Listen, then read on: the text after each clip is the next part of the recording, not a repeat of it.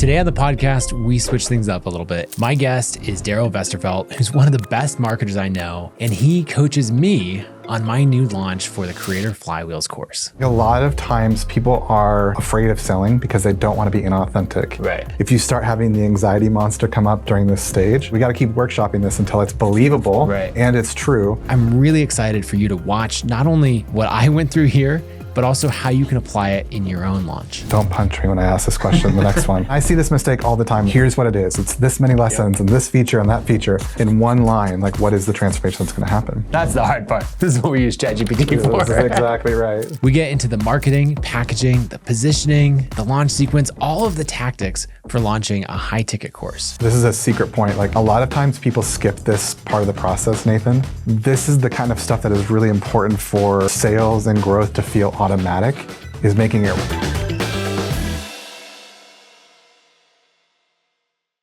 Darrell, welcome to the show. Good to be here. So you and I have talked a bunch over the years. You were on the show a year ago or so as we talked summits, and you just know the creator business inside and out. We're going to do two things. First, I want to get some quick context on your business, the experience that you have, and then I want to flip things around.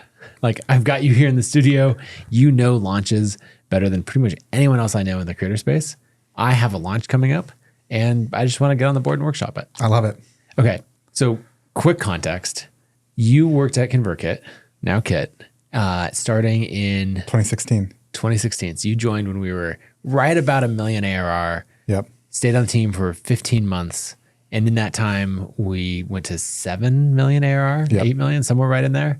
Like, just an absolutely wild ride. Yeah. Pure chaos. The reason I think you invited me to be the head of growth is because I knew the, at the time, professional blogger world very well. Worked with some high profile clients, creating courses, helping them launch it, growing their email list, et cetera. So this kind of topic of conversation is something I've been doing for 15 years or so. This is like the world that I live and breathe now. I have an agency that works with top level creators to build monetization strategies and do launches.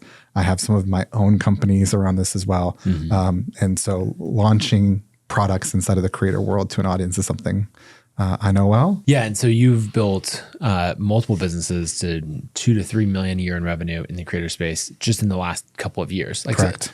So, what a lot of people would use on their resume, you know, like, over the last 20 years, I built this business to 2 million, this business to 3. You're like, 20 years, no, 20 months. Yeah, I've done that in 24 months or so, yeah. Yeah, it's wild to see that grow. And then just even in the, like the Hey Creator community, you've got a lot of creators who are learning from you and Matt and others.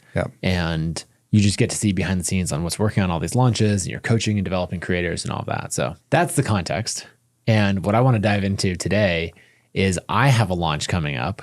I have not launched a new product in 10 years. I think so. 2014 was that authority? Yeah. So we're at 10 and a half years now since I've launched a product. I'm diving back into it with this Creator Flywheels course and group coaching. It's a topic that I love. I talk about all the time. I teach it in masterminds, and people are like, you have got to make like the definitive content on this. So last week I sat down in the studio. I've been developing it for like a year and a half of different versions, cohorts, all of that. And then last week I sat down in the studio and recorded the final version of it. So we're basically ready to go. There's just a handful of things in the launch that we've got to figure out. This is like maybe the most important part of the process. Is I have made the mistake before of building an incredible product and not having a tactical launch plan and not seeing the results that my product deserved. And so I'm excited to talk about getting the launch that this product deserves. Cool. Well, let's jump up on the board and start to map it out. Cool. Okay, so it's creatorflywheels.com. And what it is a course and group coaching program where I'm taking, it could be any business, but we're really focused on creators into how to build these flywheels in their business and take things that are hard and complicated and you're doing one-off, you're doing the hand pump version of it, and we want to implement the flywheels. So I've got 15 lessons or so, another 15 like case study examples, like you can use a flywheel, copy and paste in your business, got the spreadsheets and trainings, and then twice a month we'll do a group coaching where we'll take flywheels that students are working on, workshop them live, figure out, okay, how would you measure this? How would you improve it?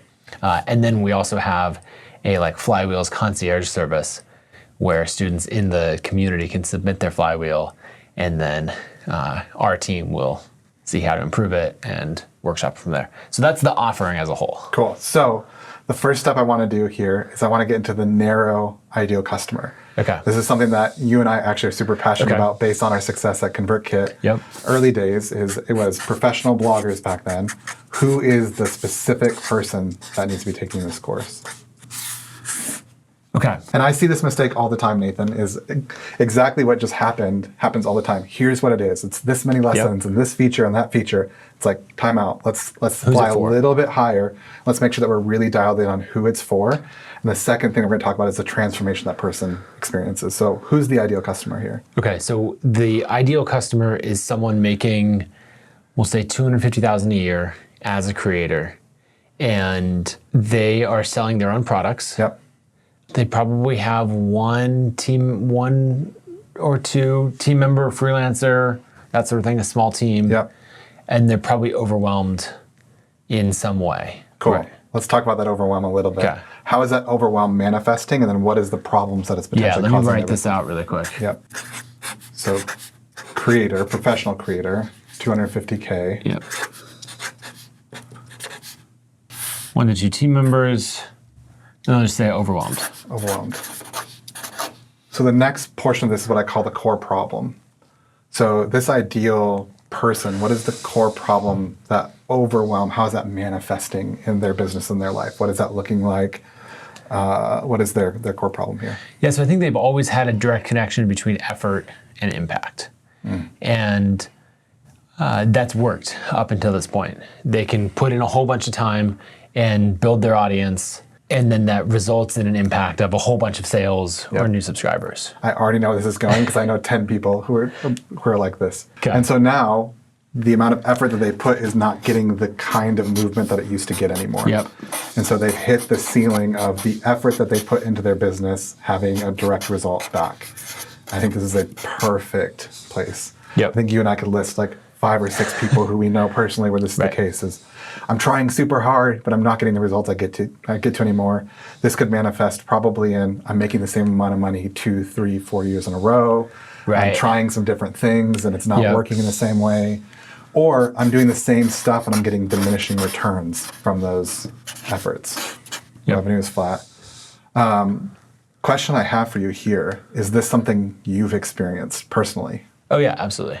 Where in your life, can you point to a couple of points in your life that you could say, I was experiencing this in this particular way? Yeah, so I've experienced it at Kit where a particular channel has stalled out, or actually the one that I've experienced the most at Kit is when you stop focusing on something. Someone described it once as like the Eye of Sauron in Lord of the Rings, where it's like whatever it's looking at, wherever your attention goes, that goes really well, and then it moves over here. Yeah. And then so this as long declines. as you're pumping the flywheel, it's working, but as soon as you take your hand off, it's not working anymore. Yeah, exactly. Cool.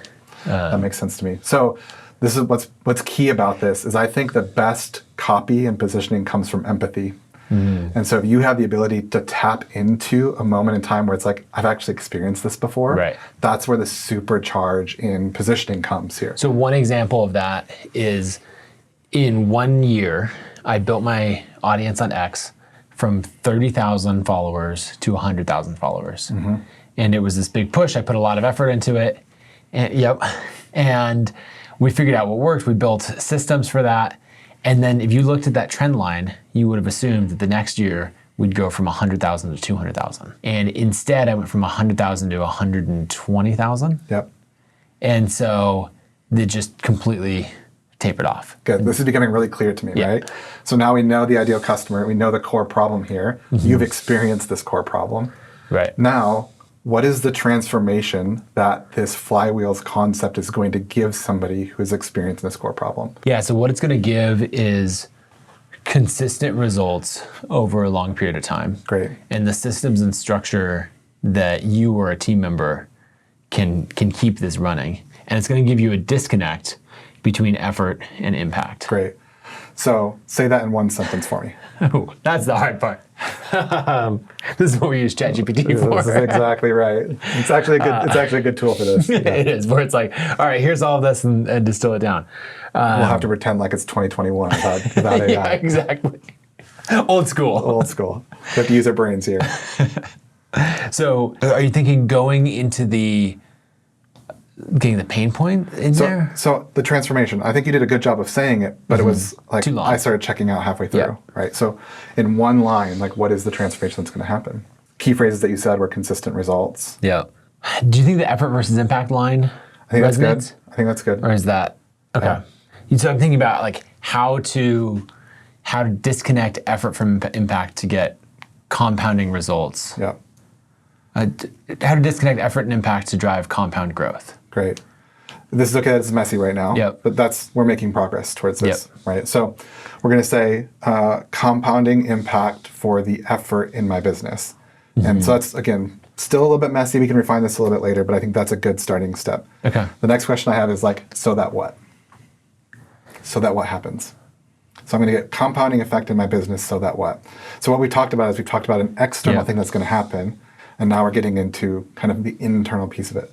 So that what happens in my business? I would describe it as this like feeling of settling. Yeah. Of like, oh, my time is freeing up, my calendar is freeing up, my anxiety is decreasing so that I can grow the business without burning out. Yeah, great. I mean, this is good.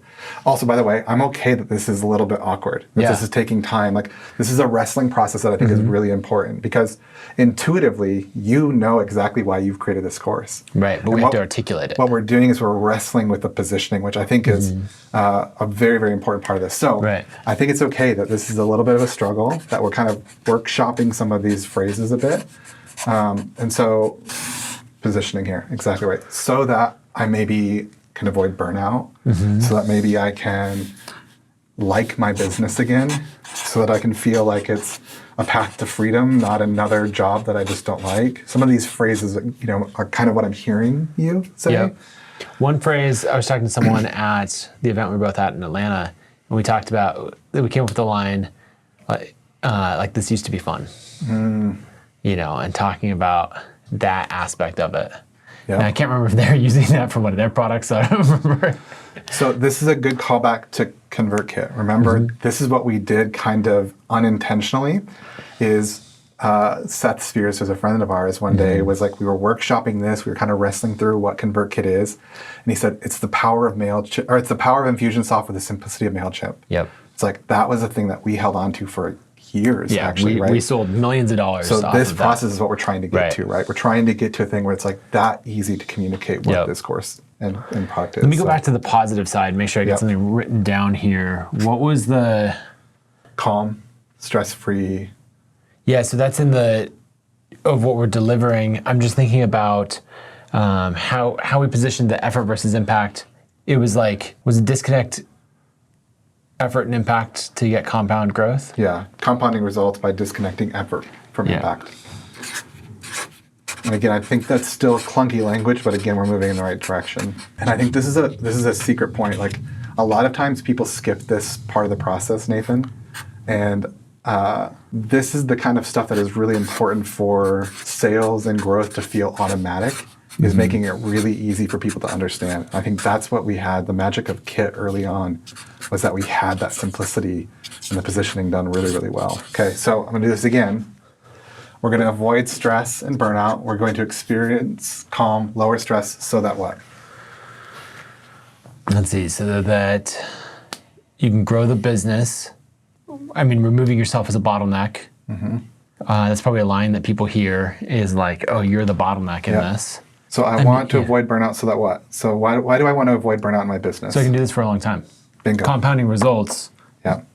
Like, we need time. We need longevity. Yeah. This is great. You're going to notice a trend here. And don't punch me when I ask this question in the next one. We're going to have longevity in our business, so that what? We can build long-term wealth. We can love what we're doing. Yeah. And we can have the impact. So wealth, enjoyment, and impact. Great. Let's write that down. And I promise, don't punch me when I ask this next question. I know where this is going. Why do I want to build wealth? Why do I want to enjoy my job? And why do I want to make an impact? So that what happens? I mean, for me, so I can reach my full potential.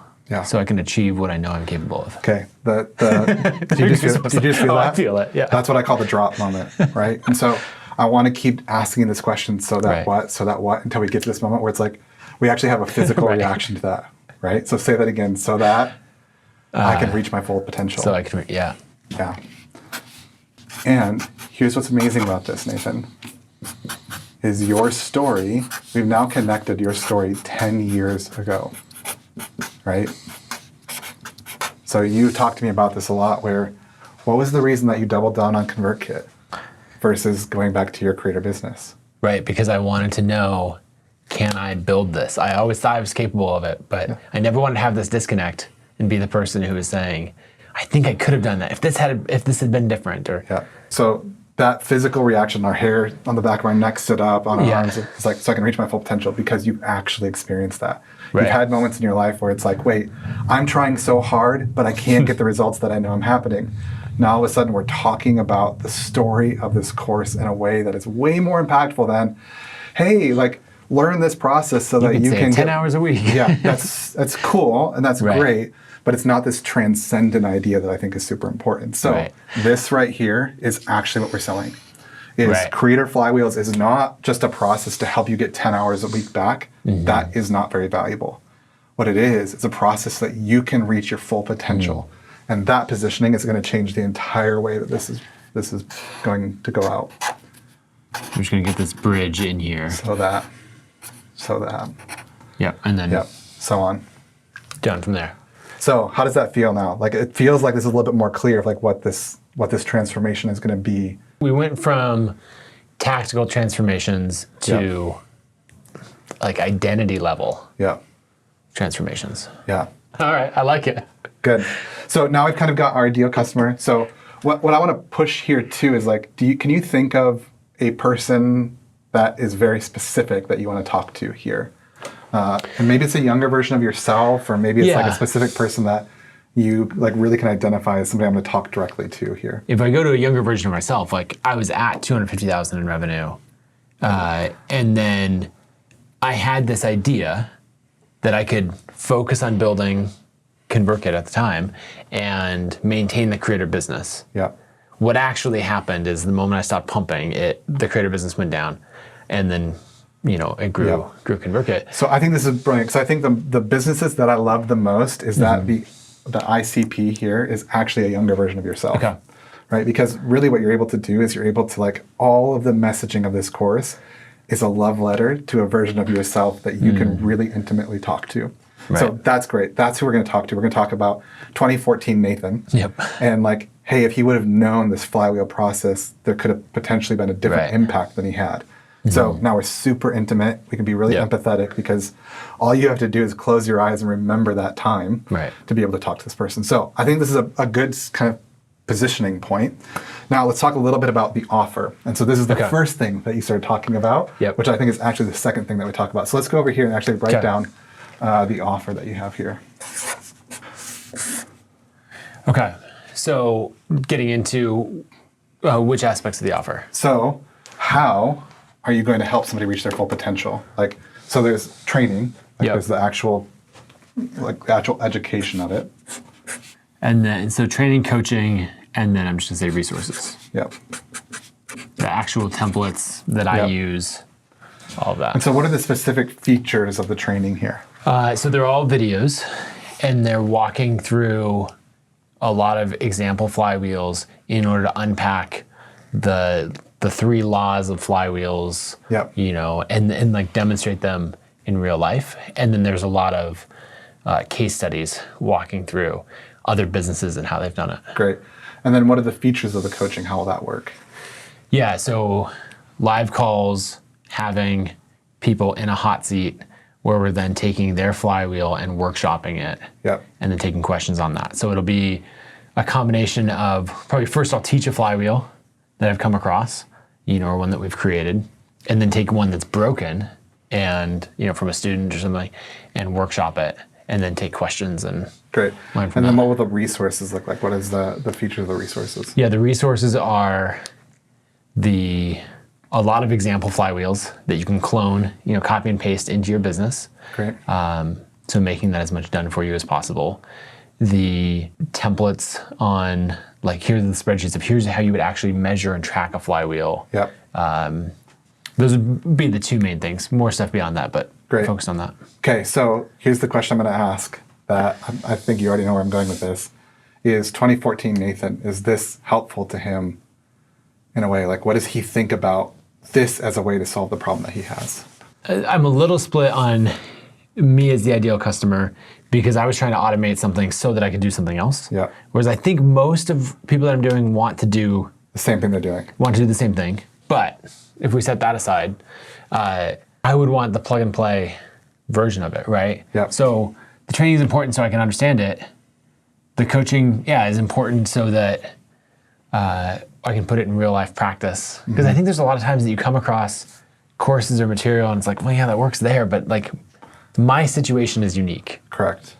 And then the resources, I want the plug and play version. I want to be able to flip through the book and be like, oh, that one would solve my problem. Yep. Like another example of the resources is I have a library of steps that can go into the flywheel. So you flip to the section on, okay, I'm trying to save more time with this flywheel. Yep. Okay, here are 8 steps that I can choose from that actually save time. Yep. So this is great because you were busy at the time. Yep. You had kids at the time. You had business going on.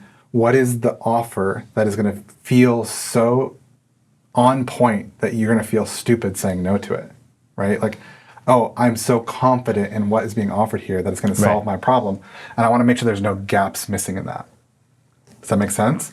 Yeah. So plug and play was something that you said right away that stood out to me. So it's like the training's important because you have to understand the concepts. The coaching's important, but I even may be too busy to show up to some of that stuff. Like, how do I actually take this training, take this stuff, and implement it into my business is super key.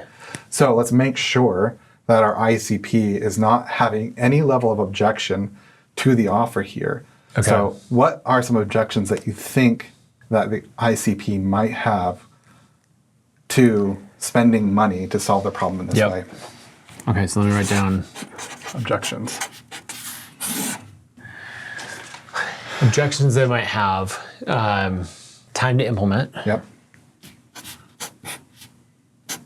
Let's say time. I like unique business. It won't work for me. Yep. I think that's a good one. It won't work for me.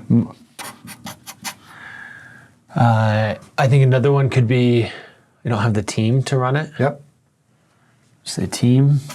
It's like, how will a flywheel actually impact me? I'm a solo business. I'll say team/solo. Yeah. How about this one? Is it actually going to work? Yeah, like am I just buying, an idea that's thrown out there? Is this just the hot new thing? Yeah. Right. This is a common one. Is like, do I feel confident that if I invest the time and the money for this, it's actually going to impact? Will it work? It's kind of a big one. It's kind of a big one. And here's one that I just would like, spoiler alert, this is for everybody, is it worth it? Right. Is the value there? That's an objection that whether you're selling a $9 product or a $9,000 product, I think is always there. So let's talk about each of these objections really quickly and just kind of verbalize some of this out. And if you can be recording, and we actually are recording Conveniently. this, but while you're doing this at home, if you can be recording this, like either in like kind of like just stream of thought journaling, or if you can record yourself talking it out, whatever is easy, this is going to be the gold in the copy that you write down the road. So that's something where if we weren't doing this in a studio live, we'd have our phone on the table, talking it out. Or record the screencast. Correct. Of just working the Google Doc, brainstorming things. Correct. So time to implement. This is going to take me too long. I'm already busy. I'm already overwhelmed. In the course, we talk about what flywheel you should build first, and it's the one that frees up the most time. Yeah. And so we've already tackled that, and we have the plug and play resources to help you to take as much of it out of that as possible. Yeah. So is that the first thing that you learn when you come in? Is like which flywheel? It's not the very first thing, but it's pretty early on in the course. Yeah. So there's a term here, an old school term here that I'm going to hit on. It's like risk removal here. Okay.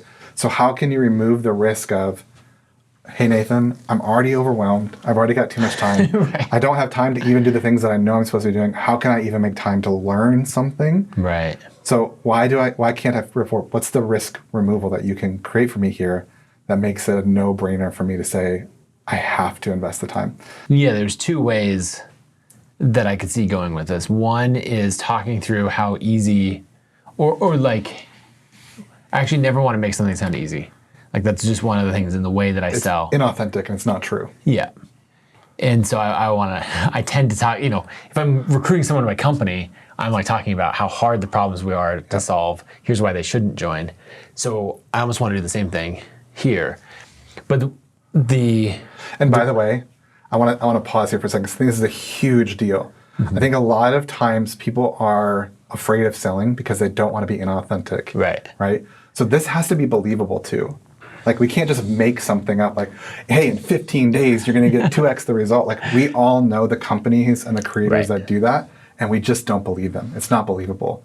You want to be authentic here. So I think this is a huge point. It's like, if you start having the anxiety monster come up during this stage, it's like, good news. It's like, we got to keep workshopping this until it's believable and it's true. We're not lying to somebody here.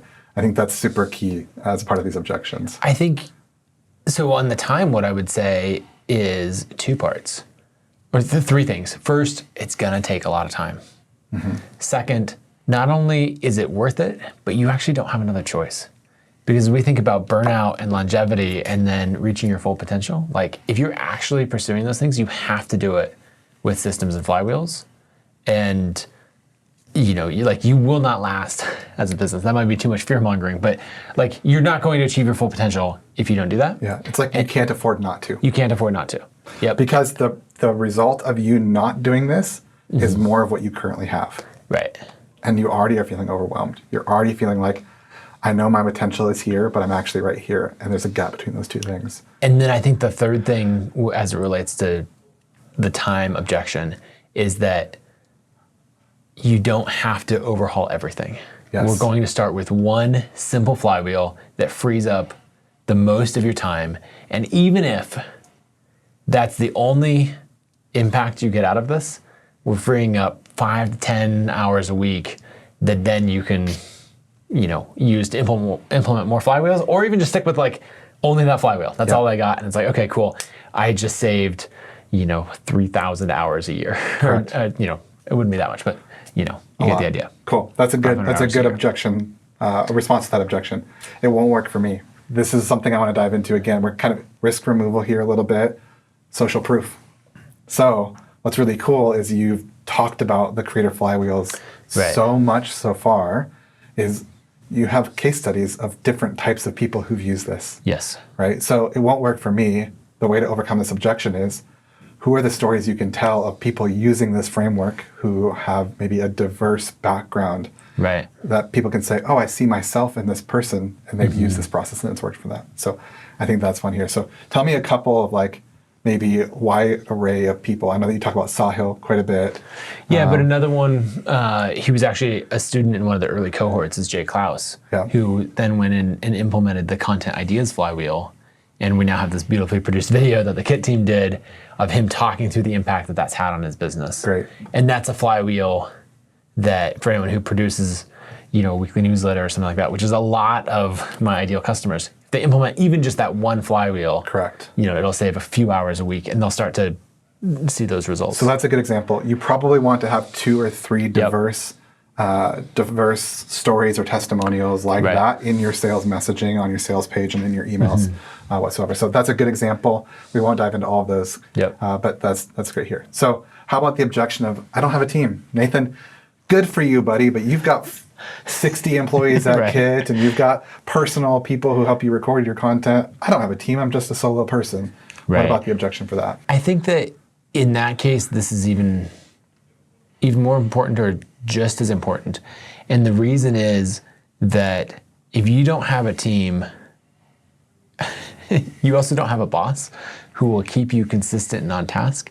And if we're trying to create compounding results, we need to find a system to do the same things over and over again for a long period of time, and so that you can reach your full potential.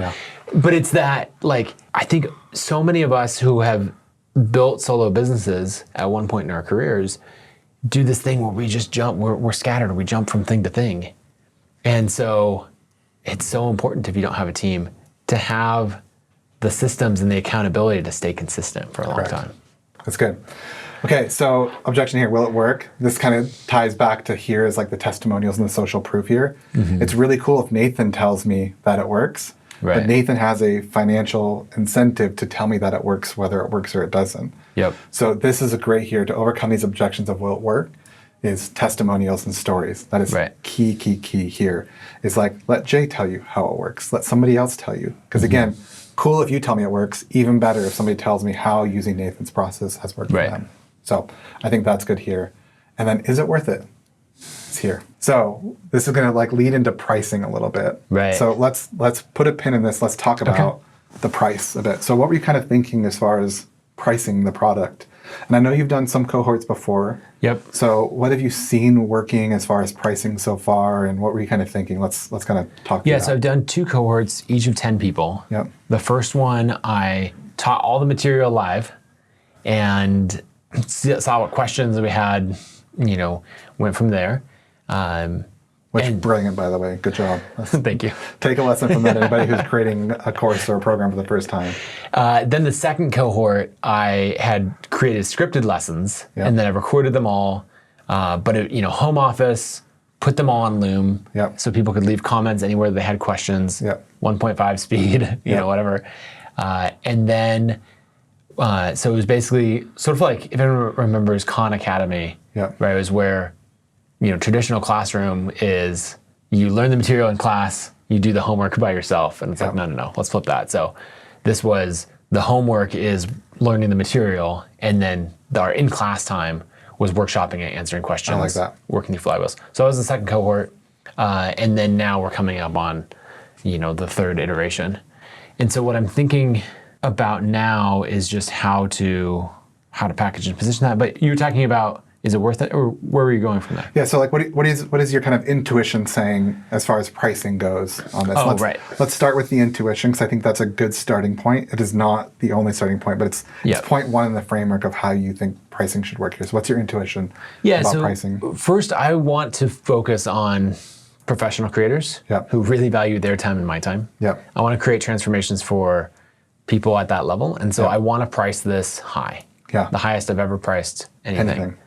And so talking to other creators, like I've learned from Dan Martell and others, so gut feeling is to do something like $8,000 a year for the group coaching, for everything. And then I do want to make the material accessible. Like that's a high price, right? And a lot of people won't be able to afford it. And so thinking about something like $3,000 for the training and the resources. Great. But not. So let's write that down. Kind of like your pricing up here. Let's get over here. Is your intuition is saying somewhere in the 8 to 10 or 8,000 range for the year. And then. Cool. So tell me really quickly the difference between these. So this would be access to the training, and then a year of the coaching, and then also you have access to the resources as well. Is that kind of how it would work? Exactly. Great. So this is what is that? $600 a month? Something like that. And then the 3,000 would get just access to the training and no coaching, or how Correct. Would that work? Training and resources, no coaching. Great. And that would be a one-time payment of the 3,000. A one-time payment. Great. Great. And would this have the ability to do monthly, or how would that work? Trying to figure that out. I could see doing like maybe it's 3 months for 3,000, or there's something where it's a much higher price per month, but if you don't want to make that commitment. Because the one thing that I'm wrestling with is I want to price it high enough that I'm only getting people in who are really committed, and where the transformation is meaningful. There's going to be people who are like, oh, if I free up 10 hours a week, that's actually only worth, a few $100 a week. And it's like, sorry. Like, you can't even in good conscience say it's worth spending that money if you're not getting if you're good not results. Making hundreds of thousands of dollars in your business already. Great. And I say 250, but like I've already helped people who are making $1 million, $3 million or more. Correct, but that's at least the baseline. That's the hurdle to jump over. So yeah, there's some monthly offering or some lower priced offering that maybe comes out to $1,500 a month or $1,000 a month. Yep. Because $8,000 is a good amount of money to commit to something. I agree. You and I have kind of talked offline about some of this. I think I'm actually coming around to this $8,000 price point more and more. One framework that I want to talk about here that we can't do in this context right now is I think about real estate. So if you're going to put your house on the market tomorrow, what's the first thing the real estate agent does? They look at comps. They're the comps, right? Yep. And so one thing that can help you, especially with a new product, is looking at comps. So are there similar programs out there for similar people that is in the same range? And am I in the right neighborhood here? Because what you don't want to do is, especially without a ton of context here, and again, the more people that go through this program, you'll be able to kind of find your footing of what is the best pricing long term. But do we have comps? Like, can I tell myself a story that's believable that $8,000 is an amount of money that people in my ICP are going to pay for the transformation that we're talking about here? So that's some homework that I want you to do a little bit offline here, is looking at other programs and seeing if the comps are kind of in that right range. Yeah, I think of two people. So I mentioned Dan Martell. This is the pricing that he uses, right? I was asking him what should I do, and he's like, honestly, this works great. I would do that. Go with that. Another is Bonnie Christine. She has a program. Pricing is similar. She's got it structured a bit differently. And then there's someone else, Mike Brown, who has a course and community called Unbreakable Wealth. Great. And so they're all roughly in this range. So this is a believable story that this is the right range based on the comps that you've looked at. I think so. Cool. Great. Now, I'll just say that on one hand, I'm very confident in the value delivered. Right. Some of these flywheels, like the ones that I teach in the course that work with Sahil Bloom, I mean, that flywheel has made millions of dollars. And so $500, $600 a month for that level of content, that's absolutely huge. But I do have this am I charging too much for it? Or, when we're talking back to 2014 Nathan, I'm thinking about the products I was selling then were like $40. $250. That was the range. And so this is entirely different territory. But then at the same time, I'm like, look, I've built a business to 40 plus million a year in revenue. For this to even be worth my time, it needs to be something. I gotta charge a lot. You're hitting on some really great points, and I want to just normalize this for anybody who's thinking about pricing. Is even Nathan, who's built a $40 million a year company, is is this too much? Is it worth it? That's a normal part of the process. And so you kind of know that you're in the right range when you're feeling some of those questions popping up. So I just want to affirm that a bit. The one strategy that we can do here is, because the more social proof that you have, the more powerful overcoming these objections are, the more powerful it becomes seeing people actually have this transformation is. Like a founding member pricing. And I've seen this often work really well for people is, hey, the first group of people that come through, it's normally going to be 8,000, but it's going to be 6,000 or 5,000 the first time through. I'm going to limit it to 50 people, and that's it. So some sort of founder member pricing I've seen be a really positive strategy that will also then give you the confidence of oh wait, people are really responding here. We can build some momentum. We can get some more case studies and testimonials as well.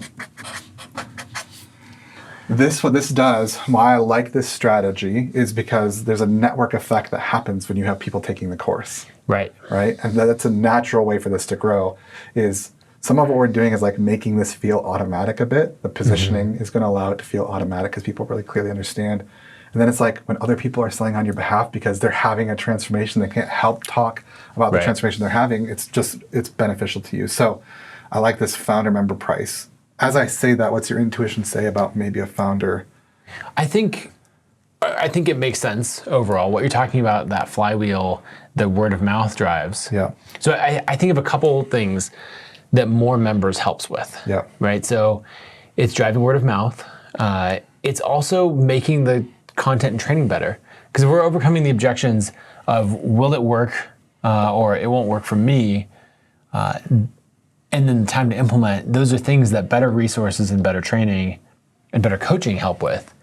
And so I'm not worried in the short term about I have, I think, 15 flywheel examples that you can copy and paste in your business. My dream over time is to get that to 50. 50. And I want this huge library that you can flip through and see all these examples, and you're like, oh, here's it working for all of these students. And so having more members gives me more flywheels to workshop and fix and then to put into my library. And so the founder member price of maybe something like $5,000, I think fits well with that of I can get, another 20, 50 members in at that price. Then I know it will get that much better and we'll create even more transformations. And we'll do it more officially. Like a lot of the transformations I've created have been like an in-person workshop that I've been teaching. And it's mostly the same material, but that even was as I was workshopping material. This is now taking its final form. Right? Yep. And so this is a great way to get the momentum in the final form here. What do you think, how is $5,000 as a price That feels list? right to me. That was like my intuition as well. I think 5,000 is great. Now, a question I have for you is, are you going to want to limit the amount of people that you make this pricing available to? Oh yeah, every launch needs scarcity of some kind. Yeah, exactly right. that was a softball setup for you. So let's talk about scarcity for a little bit on the launch here. There's going to be two levers of scarcity that we want to hit on. One is there's a limited number of opportunity for this deal. And this is an amazing deal. I don't know what the percentage off here is, but it's pretty significant, 40-something% probably. Right. So percent off here, and then a time frame. Like you can only get access to this deal for this period of time. So you're kind of like dual scarcity here, which I think is the best way. Time and count? Time and count. Okay. Right. So time and count are going to be our scarcity levers that we pull on here. So let's go time, and then I'll just say seats. Yep. So let's talk about seats first. Yeah. How many seats make sense for a group of people coming in initially here? The previous two cohorts have been 10, and that's where I can really invest individually. Yeah. But I was really, I spent a lot of time on their individual flywheels and all that because I was developing the material. I don't think 10's not really worth it at this stage for my time. If this is a pretty privileged position to be, but if we're going just 10 times 5,000, it's $50,000. Kit made that yesterday. Yeah. That's not yesterday. Yeah. That's not that meaningful. And you've also hit that number before, right? Yeah. So we're wanting to stretch here a little bit to see what the possibility of this business line is for you. Yeah. So that's probably the absolute floor that would make any sense. Yeah. 50 feels kind of like the top end of. So 10 makes it worth it. 50 is maybe our stretch goal. So maybe let's put like 25 as like, hey, if we hit 25, this would be a home run. Yeah. Or it'd be a good hit, and the home run would be 50. We're on base. We're on base. We're on base. We're in business here. I like that. Yeah. So kind of our range here is 10, 25, 50 as far as a goal here. So this is super important for the goal. Yeah. So I'll just write that 10, 25, and 50. Great. So 10 would be, this is actually something I've wrestled with, is like doing a small launch, like, hey, we've just iterated through this, especially because this is kind of my side hustle, right? It's like the main business is obviously the focus. So I've done these 10-person cohorts, and so then it's like, now it's in its final form, let's do another 10-person cohort in order to test it out. It was kind of where I was at, but then now that I'm thinking about it, I'm like, no, we've done the test iterations, like I know this works, and so something bigger. So actually for me, it's 25 or 50. Yeah, look at that. Look at the progress we're making. Yeah, 25 or 50. Yeah. That's great. So this is the range that I think you'll feel really comfortable in, right? So no more than 50 can be there, but we want to really hit 25. Right. So here's how I do the math on a high ticket offering for 25. I think a waitlist strategy to some kind of launch, we'll talk about the specific launch here in a little bit, will be key. So I think of a waitlist, building a waitlist, there are some factors here that are super important. Number one is that people know this pricing. Right. Which so at the moment they don't. They don't. So I think you've built a little bit of a waitlist around the flywheel stuff, a bit. Yeah. So we have 1,000 people on the wait list. Great. Some of the early people will have known the price of the previous cohorts, but most people don't know the price or the offer. Great. And then the bigger email list that you're going to promote to is how much? 49,000. 49,000. Great. So the math I do in my head here is high ticket, if they know the price, 7.5% conversion of a wait list. So people who are raising their hand saying, I'm interested in this thing you're selling and I know the price to get to 25. So let's do the math backwards of this. So if you're 1,000 people, if they knew the price, then you'd be going to 7. So let's start with 25 first. So 25, if 7.5% conversion equals 25, what is the waitlist number goal that we're working towards here? Is that 330? Let's get you a phone. Let's use your calculator here. Okay. I think it's... So 25 divided by 0.075. Yeah, 333. So 333 people is the goal here. What's that for 50 then? 666? Yep. We'll call it 667 just to be safe. Exactly. So these are kind of the goal numbers that we want to have of people who are raising their hand and saying, I know the price, I know the content, and I want this course. And I think that will set us up for success here as well. So what's the 7.5%? What's that based on? Based on 15 years of doing this and just kind of knowing the range of this. So I've done, at this point, dozens and dozens of high-ticket launches before. Yep. So I just kind of, in my mind, know that's a goal that I'm moving here towards. Now, one thing that I'm thinking about is I've got people on this from quite a few different sources. Yep. Some is from my list. Yep. Others, I talked about Flywheels on the Mighty Networks Summit. Right. And so one thing that I did is I gave away a bunch of these resources. Yep. And people were signing up for the waitlist in that. Yep. So, you're getting some very, very warm traffic and some very cold traffic. So what we have now is we have a few phases of your marketing. So we've got all the public stuff, the social, the podcast, the things that people have not opted in for yet. That's one phase. Another phase is the email list. The next phase down is the wait list as is. And so we want to create strategies for each of those phases that drives to this new wait list between 333 and 667 people. So we kind of want to forget about the people who've raised their hands so far. And we want to think about a timeline over the next few weeks before you launch this of getting this many people on a new wait list. Okay. And saying like, hey, it's actually here. It's actually coming. This is what it looks like. And we want to hit on the ideal customer. We want to talk about the transformation. We want to talk about the offer. We want to overcome some of these objections. And what we're really trying to get to is this number of people on a wait list who know the price and then also know the timing of when it's going to happen, right? And I think the ideal time frame is 4 to 6 weeks before you want to open the cart on your offering here. Okay, so we're going new wait list. New wait list. And this is... basically just downstream of our previous offering. So you have 1,000 people who are the most highly qualified people so far, but we have to qualify them in the next level of saying, hey, this opportunity is coming up in a few weeks, and here's the price, right? So a bunch of people are going to be like, ooh, I'm not the right person for this, or ooh, now is not the right time. And so what this new waitlist is doing is like right people, right timing. Okay, so we're qualifying the new waitlist with price and timing. Correct. So we can talk about a bunch of different tactics here, and that may be worth our time to get specific about all the tactics we can use. But I like things like just emails to these people. Hey, let's do stories. Let's take clips from a podcast. Hey, let's record a podcast episode about this coming out. This will work pretty well for that. Yeah.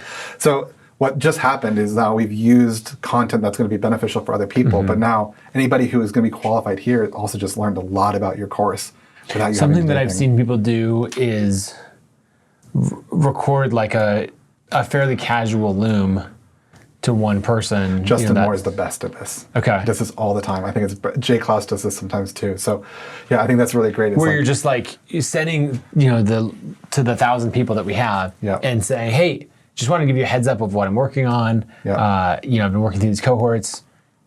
I'm super excited about where the course is. It's dialed in. And so I just want to let you know, we're going to be launching it. Here's the dates. Here's the price. Here's who, some of that. So it's you have all the correct positioning and all of that. But maybe it's done in a less polished way, like more telling a friend about it versus a exactly right perfectly scripted course trailer. And I think for that 1,000 people, that's brilliant because they've already indicated they're interested on some level. Right. So I think that's a brilliant message. So if we're talking a 4-week window here, I would message those people 4 to 6 times via email to that 1,000 person wait list to get them to qualify here. Right. And so I think 4 to 6 is about the right amount of touch points with those people. And so I think the casual Loom video is a great example of that. I think just a basic email like, hey, I've been working on this for a long time. You've been waiting for this. It's coming. Right. An excited announcement. Loom video walking through the features a little bit. A story. You telling a story of like the full potential stuff here. Is like, let's get that hair standing up on our arm feeling again and create some content that's like a love letter to somebody who feels like they're trying really hard, not hitting their potential. So you can get like a mix of different content types here that are getting that. But I think 4 to 6 emails to that 1,000 person is really key. Yep. So the second thing is to your bigger list, there's like you said 40 to 50,000, 49,000 people.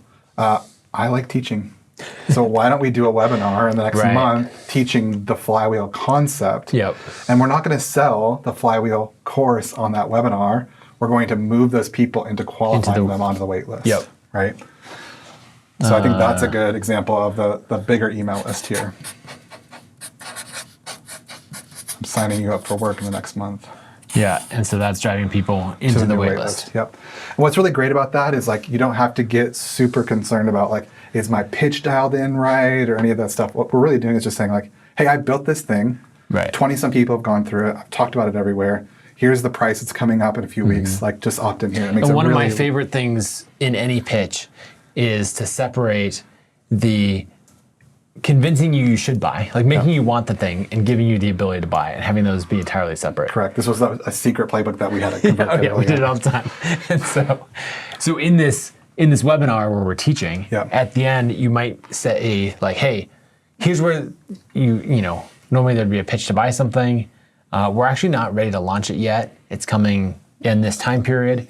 If you're interested, you know, if you meet these things and you don't meet these disqualifiers, like here's where you can sign up or apply or whatever, and then we can like build that momentum and tease it without actually being available to buy. And here's why I love teaching so much as a sales strategy, is because for that 49,000 people, you can have, again, probably 4 to 6 touch points about this webinar. And anybody who's not interested is going to be like, man, that Nathan's a great guy. He just teaches free content all the time. Right. And I'm not then like pulling deposits out of my list by doing pitches when it's unnecessary. Right.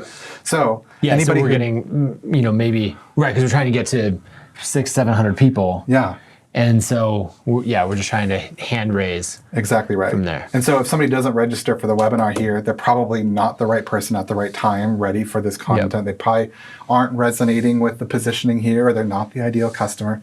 And all they've heard is that Nathan teaches free content. And again, like that's a benefit to them. And then I think for the top level stuff, social, the webinar is also really great and easy to convert to. So now we're moving people who are on social that are not on the email list that we can really talk about. That makes sense. Here's the next level. You've had how many people go through the previous cohorts? About 20?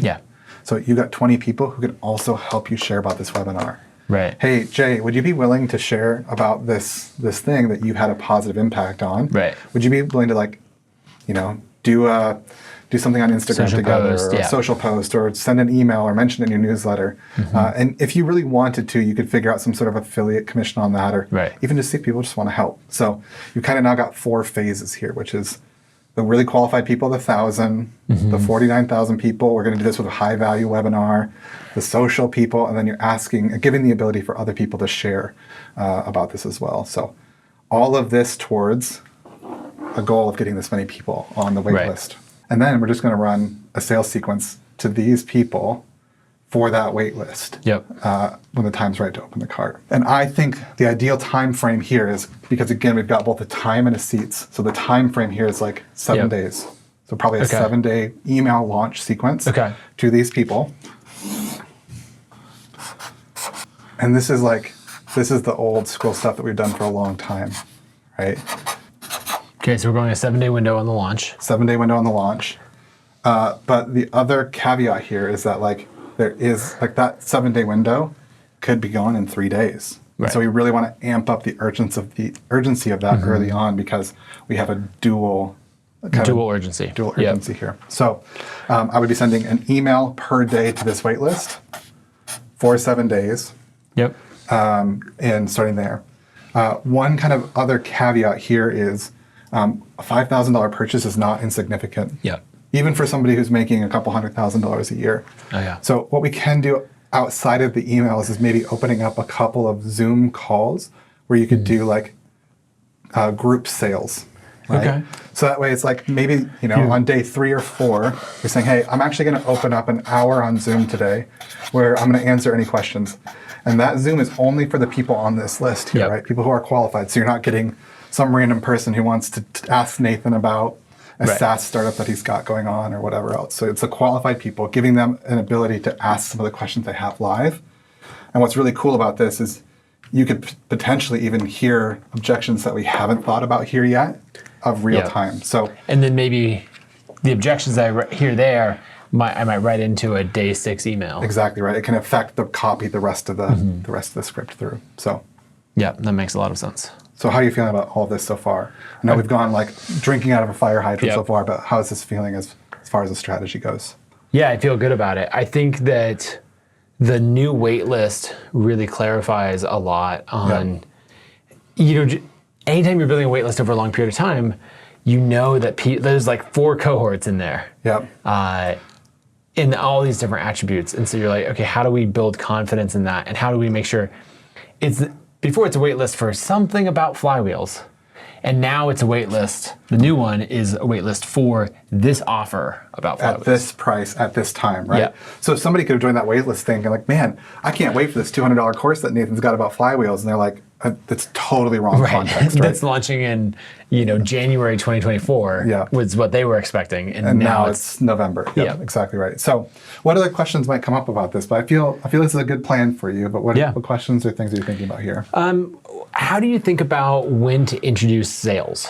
So you talked about group sales here. Yep. Maybe that's where we're kind of at that price point. There's a lot of people who are seeing at this, $3,000, $5,000, $8,000, $10,000 price point, that it actually requires more of a conversation with someone. Yeah. How do you think about that? So I like doing this initial founder member launch without sales, other than this group sales call first, to see what happens. Okay.